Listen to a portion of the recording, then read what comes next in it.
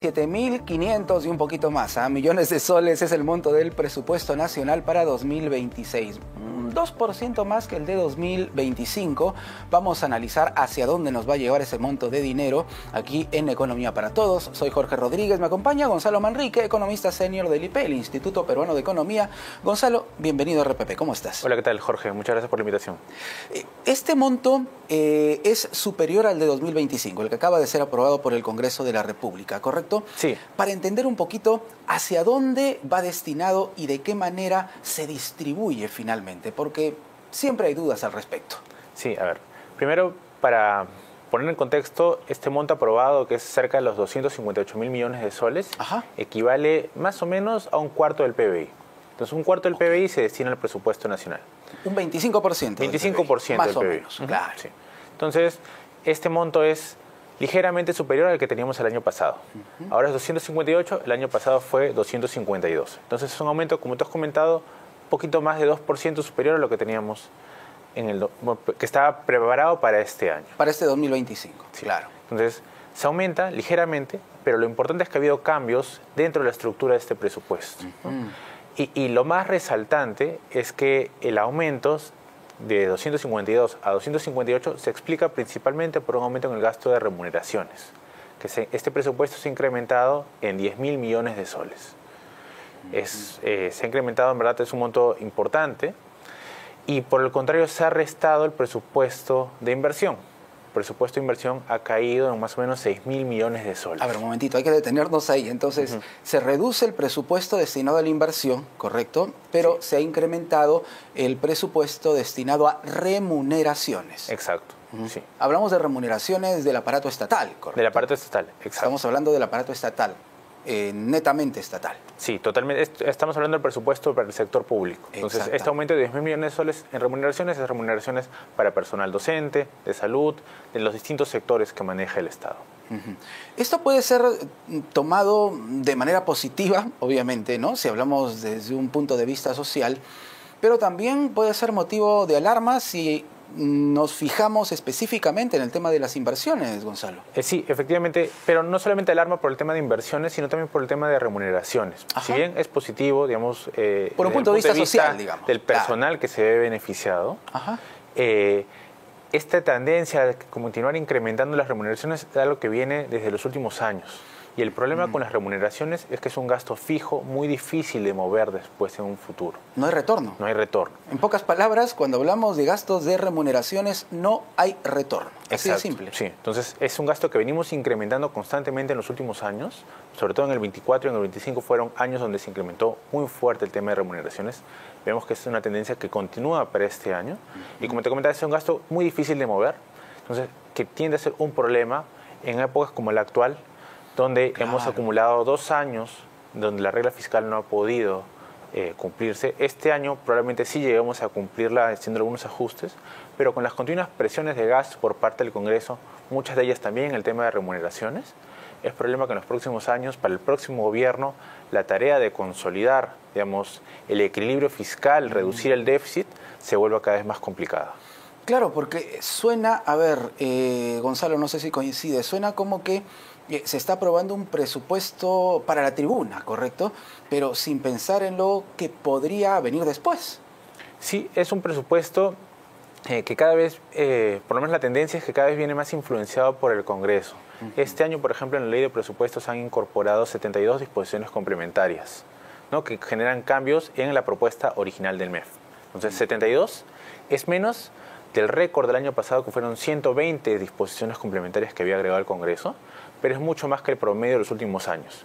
Entre el 2021 y el 2024 en promedio era de 45 disposiciones complementarias, ahora son 72. Entonces se siguen incrementando estos cambios que a la larga, como te digo, generan presiones de gasto muy difíciles porque, sobre todo en el tema de remuneraciones, como tú bien comentas, ya no hay vuelta atrás. Es muy difícil después recortar los sueldos que ya se aprobaron. ¿Y este presupuesto se puede considerar como un presupuesto descentralista? Porque se ha hablado mucho también de esta situación, ¿no? ¿Cuánto va realmente a regiones? ¿Cuánto se queda en los ministerios y no sale de ahí? En fin, hay toda una polémica al respecto. Sí, sobre todo desde el 2023 ha habido una tendencia por asignar desde el principio, desde el presupuesto que se aprueba este año, mayores recursos para los gobiernos locales y regionales. Estoy hablando de las municipalidades, de las distritales, provinciales y los gobiernos regionales. Entonces, este presupuesto también sigue esta tendencia. Por ejemplo, las municipalidades manejan en promedio el 40% del presupuesto de inversión del país. Okay. Pero hay un problema con el proceso de descentralización, es que las municipalidades también son las que tienen mayores dificultades para ejecutar el gasto de inversión. Por ejemplo, a la fecha, en promedio, las municipalidades del Perú solo han ejecutado el 70% de su presupuesto de inversión. O sea, al día de hoy solo han ejecutado el 70% de su presupuesto. Y ya estamos terminando el año. Exacto. O sea, mucho más no van a poder hacer, lamentablemente. Sí, lamentablemente no. En contraste, el gobierno nacional, el gobierno regional están un poquito por encima del 80%. Entonces, manejan una parte importante del presupuesto, pero tienen más dificultades para ejecutarlo. ¿Y cuál es el problema allí? ¿Por qué las municipalidades tienen esos problemas para ejecutar su presupuesto? ¿Falta de capacidad? ¿Burocracia excesiva? ¿Cómo ubicar el problema allí? Desde el IPE nosotros pensamos que gran parte del problema es un tema de capacidades. Capacidades. Sí. Okay. Ha habido estudios por parte de Servir, de otras instituciones, que identifican que muchos funcionarios, sobre todo en las municipalidades, no cuentan con las herramientas necesarias para destrabar los proyectos y lograr que se ejecuten adecuadamente. O de revisar, por ejemplo, los contratos para evitar que haya tantas obras paralizadas como las hay a nivel nacional. Sí, claro, y seguramente gran parte de nuestro público conocerá de obras en sus respectivas regiones, ¿no?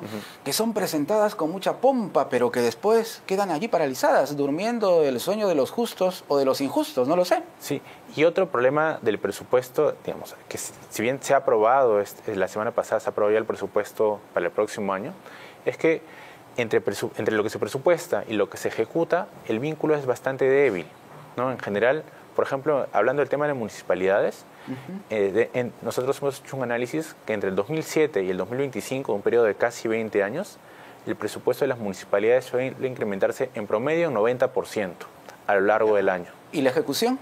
Y la ejecución, como te comentaba, generalmente no llega nunca al 100%, generalmente se queda en 60, 70%. O sea, tienen más plata, correcto, pero no saben cómo ejecutarla. Exacto. Y estos incrementos presupuestales se dan sobre todo en años electorales.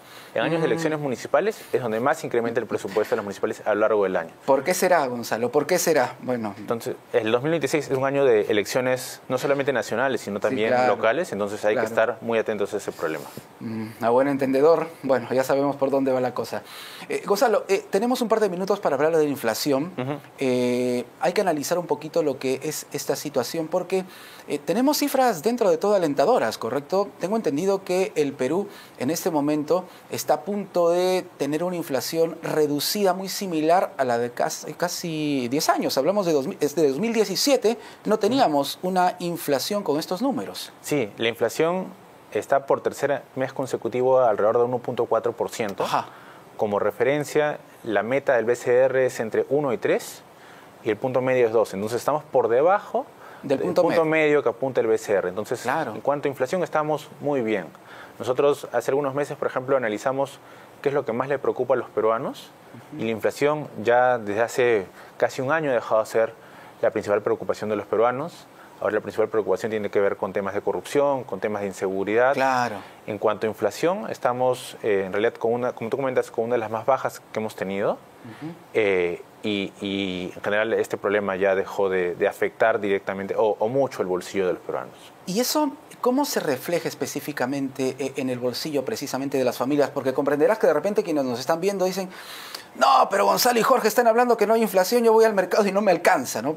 Alguien puede presentar ese argumento. Entonces, ¿dónde podemos ver cierta estabilidad para el bolsillo de los peruanos? El tema que mencionabas, que no tenemos una inflación galopante como se ocurre en otros países. A ver, recordemos que como nosotros medimos la inflación, es un promedio. Entonces, ¿qué hace el INEI, que es la entidad que se encarga de calcular esta inflación? Analiza una canasta de alimentos básica de lo que consume el hogar promedio en el Perú. Okay. Aquí hay pollo, pescado, carnes, pero también combustible, electricidad, gasto en pasajes de transporte, cosas etcétera. Esenciales. Cosas esenciales. Correcto. Y analiza cómo evolucionó el precio mes a mes. Entonces te calcula un promedio. Entonces es probable que algunos precios de algunos productos hayan variado. Por ejemplo, el precio del pescado ha subido en noviembre. Sí, exacto. ¿Okay? Pero esto se compensa porque el precio del gas también ha caído en noviembre. Entonces tienes que el precio de la electricidad también cayó. Entonces sacas un promedio y hallamos este promedio que te he comentado que es 1.4%, Claro. que en promedio es muy bajo con respecto a lo que hemos visto, por ejemplo, en el periodo de pandemia. Correcto. La última, Gonzalo, ¿cuál es el producto más fuerte de la canasta básica familiar? Hasta hace algunos años era el pollo, ¿no? ¿Sigue siendo el pollo de los más importantes? Lo que más pesa definitivamente son los alimentos. Ajá. Te mentiría, ahorita no recuerdo cuál es el que más pesa, pero el pollo sí tiene una relevancia muy importante. Es lo que nosotros incluso desde el IPE utilizamos a veces para medir, oye, cuánto va a ser la inflación el próximo año. A raíz del precio del pollo. El dato que tenemos a la mano a veces es el pollo. Mira, sabes que el pollo está estable, entonces no debería haber ningún cambio digamos, en los próximos meses. Perfecto, Gonzalo, muchísimas gracias por estar con nosotros. Gracias por